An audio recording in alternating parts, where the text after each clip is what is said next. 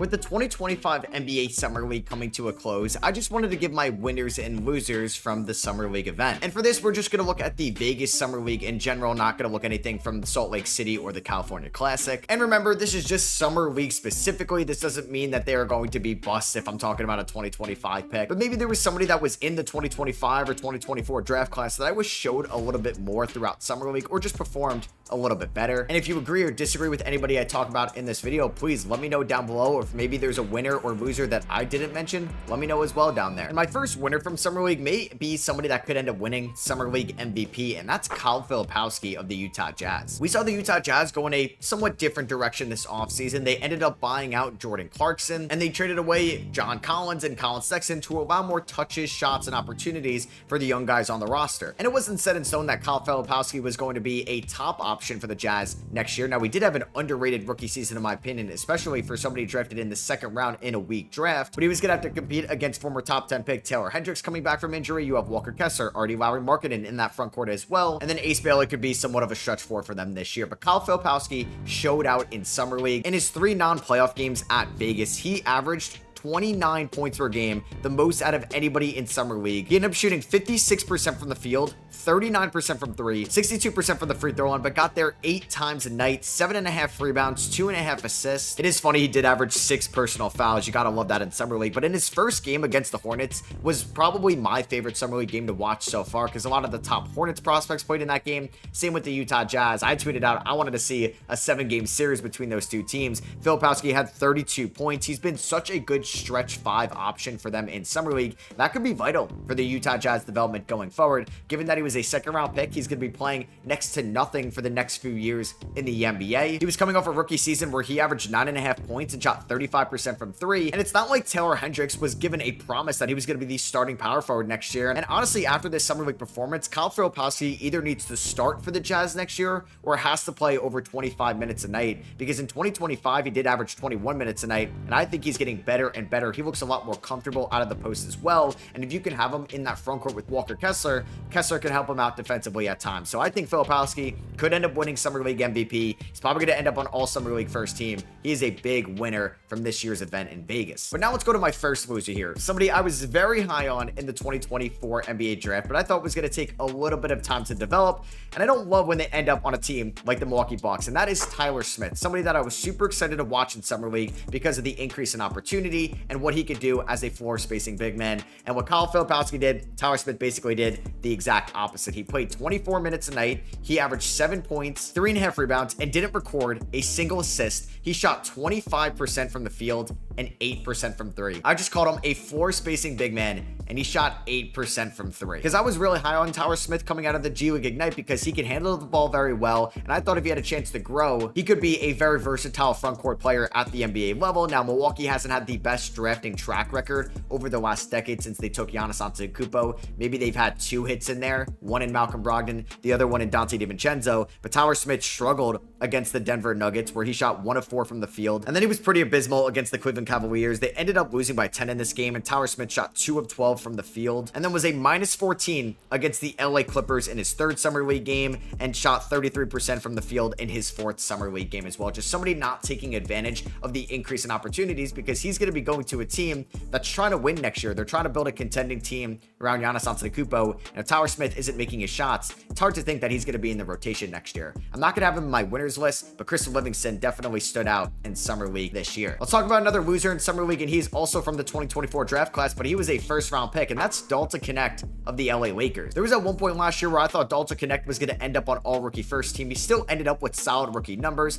9 points, 3 rebounds, and shot 37% from 3, but was not a great defender for the Lakers throughout most of the season and barely played in the playoffs, just registering about 4 minutes in garbage time. And so far in Summer League, he has not shot the ball well in the 2 games he's played in. He shot 29% from the field and 26% from 3. That's Dalton Knecht's calling card, is his 3-point shot, so that wasn't falling. Guys like Cole Swider played a lot better than Knecht and are honestly very similar in their play style. And if Swider is going to be a more consistent three-point shooter, who's to say that he's not playing over Knecht at some point in the 2026 season? Bronny showed more flashes than Knecht in Summer League. Same thing with Darius Baisley and even Arthur Kaluma as well. Now, Dalton Knecht is definitely going to have a spot on the rotation if he's not traded by the start of the year, given that he was a productive rookie at times and he was a first-round pick last year. But Dalton Knecht is also 24 years old, and he's not a great defender, and I thought wasn't a great defender in Summer League either. I wanted to look at that end of the floor for Knecht and see if he improved over there, but unfortunately it didn't work out that way for the former Lakers first round pick. Let's go back to the winners of Summer League. Somebody that is probably way too good for Summer League. I mean, he is also 24 years old like Dalton Knecht, but that is Terrence Shannon Jr., a first round pick by the Minnesota Timberwolves back in last year's draft. And we know that Terrence Shannon Jr. finished off his rookie season on a strong note, having an amazing game 3 against OKC, where he scored 15 points in 13 minutes. And in Summer League, he's been one of the best players overall, definitely the best Minnesota Timberwolf. I'm not going to talk about Rob Dillingham as a loser, but he's somebody that shot sub 40% from the field and 33% from 3. But Terrence Shannon Jr. was the best Timberwolf and could end up on all Summer League first team. He shot 47% from the field, 38% from 3, got to the line 6.3 times a night, and shot 95% from the free throw line. He averaged 6 rebounds, 5 assists, 1.7 steals, and 22.7 points in 29 minutes. Terrence Shannon Jr. could get whatever he wants on the offensive end of the floor, use his physicality, his downhill aggressiveness to get to the rim, finish at the rim, or go to the free throw line at a great rate this year in Vegas. And you have to be thrilled watching this if you're a Timberwolves fan, because they lost Nickeil Alexander-Walker in free agency to the Atlanta Hawks. With the modern day CBA in the second apron, you really need to hit on these late first round picks and second round picks. So Terrence Shannon Jr. may be the key for Minnesota's future, and they really need him to take a leap this year in his age 24 season, because if it doesn't come this year, I'm not sure how patient Minnesota can be with Terrence Shannon Jr. while their window is right here with this version of this Timberwolves roster around Anthony Edwards. Another 2024 draft pick that's standing out, the highest drafted 2024 pick we're going to talk about so far, Ron Holland, who was the 5th overall pick by the Pistons last year out of the G League Ignite. He was my second ranked prospect in the 2024 draft class, and he also just shined in Summer League. In 3 games in under 30 minutes a night, he averaged 21.7 points, shooting 52% from the field and 47% from 3 on 5 attempts a night. That was one of his big swing skills coming out of the G League Ignite. How consistent of a 3-point shooter can Ron Holland be? And he was very inconsistent in his rookie year, just shooting 23% from 3 on 2 attempts a night. So this has to be great for the confidence and the momentum for Ron Holland going into year number 2. He also averaged 6 rebounds, 2.5 assists, and 4 steals a night. I loved Ron Holland's defensive tape in his rookie year and at the G League Ignite, and he was a menace defensively this year in Vegas. And you got to be thrilled watching this if you're a Pistons fan, because he could be a huge X factor for Detroit next year to capitalize on the great 2025 season they had when they made it to the playoffs for the first time this decade. And let's stay positive. Let's talk about our first rookie here from the 2025 draft class, Knecht Clifford, who was the 24th overall pick by the Sacramento Kings, who I thought went a little bit too late in the 2025 draft. He is 4 for 4 in his Summer League games. In his 4 regular season Summer League games in 27 minutes a night, Knecht Clifford averaged 18.5 points, shooting 58% from the field,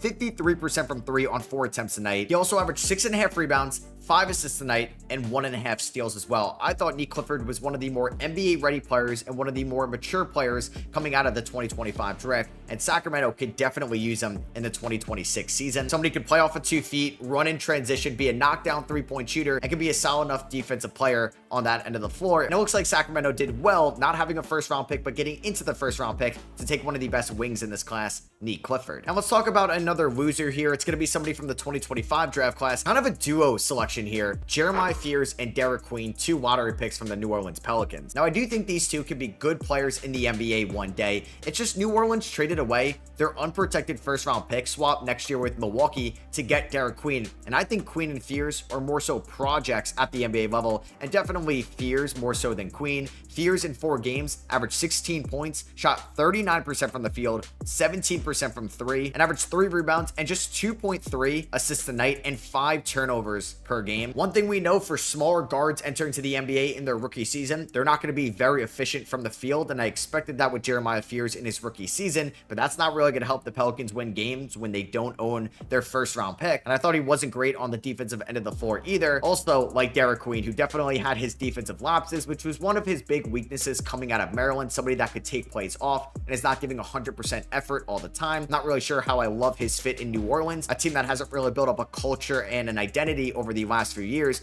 And Queen in 3 summer league games averaged 14 points, 11 rebounds, 2.3 assists, but 5.7 turnovers a night, and shot 43% from the field. I think it's going to take a while for these guys to get acclimated at the NBA level, and the Pelicans may not end up as the best team in 2026, which just hurts a little bit more because they don't own their first round pick now. And I had 2 more losers, and one of them is actually still on the New Orleans Pelicans. I have Missi in here. I thought Missi looks as athletic as ever, and he had a good rookie year, but somebody that just couldn't be very physical inside. He struggled against Yohan, a rookie teenager, in his first summer league game. Missi in 3 games just shot 29% from the field, didn't attempt a single 3. So those are all on close shots to the rim, and I thought it just didn't look great out there with Derek Queen, and that was going to be one of my big question marks from the Pelicans 2025 draft. How can Zion, Missi, and Queen all play together? And I really didn't see enough from summer league to think that it's going to work next year in the regular season. Hopefully it all changes by the time the regular season starts and these games actually matter. And we'll just talk about the last loser I have here, and that is going to be the Boston Celtics first round pick from the 2024 draft, Baylor Scheierman. Baylor Scheierman is almost 25 years old, and he struggled with the shot in summer league. He shot 16 times a night, so you're going to assume the efficiency went down.